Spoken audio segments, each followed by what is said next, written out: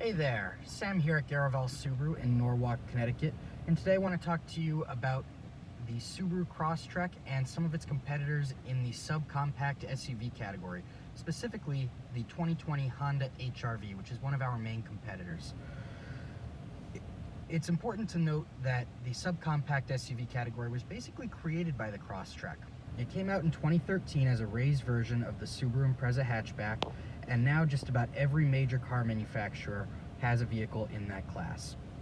Now, the Subaru Crosstrek sits at 8.7 inches off the ground. That ground clearance is 3 inches greater than the car that it's based on. It's also class leading, and compared to the Honda HR-V, is significantly higher. The HR-V comes standard as a two-wheel drive vehicle compared to the Crosstrek's all-wheel drive, as all of Subaru's passenger vehicles are. In two-wheel drive form, the Honda HR-V is going to have 7.3 inches of ground clearance, about 1.5 inches less than the Crosstrek. Now, if you get the optional all-wheel drive, which you've got to pay extra for, that goes down to 6.7 inches. That's 2 inches less than the Subaru Crosstrek. That's going to make a big difference on rough roads and going over everyday obstacles like that thing that's in front of the parking spaces at the grocery store. The Honda HR-V is a popular choice for a few reasons. It's a fine vehicle. Edmunds notes that it has substantial cargo space and roomy seating all around. And it's got Honda's tried and true reliability. A lot of similarities. Edmunds actually gives both the Crosstrek and the HR-V the same 7.6 out of 10 rating between the two vehicles. But the Crosstrek has a few things that I think everyday people are going to appreciate over the HR-V.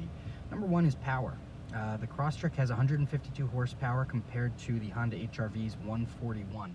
That may not sound like a lot, but in these relatively small four-cylinder engines, 9 horsepower, you do notice it when you put your foot down trying to merge onto the highway.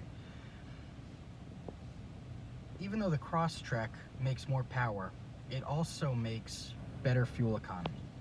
The Crosstrek is rated for up to 33 miles to the gallon on the highway and 30 miles per gallon combined.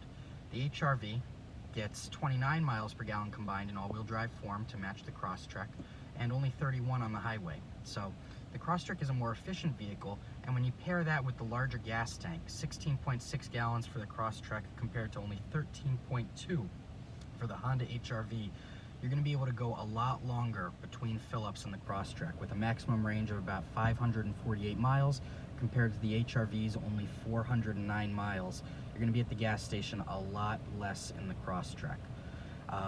One last thing that the Crosstrek has going for it, it is one of the last vehicles on the market still available in a stick shift.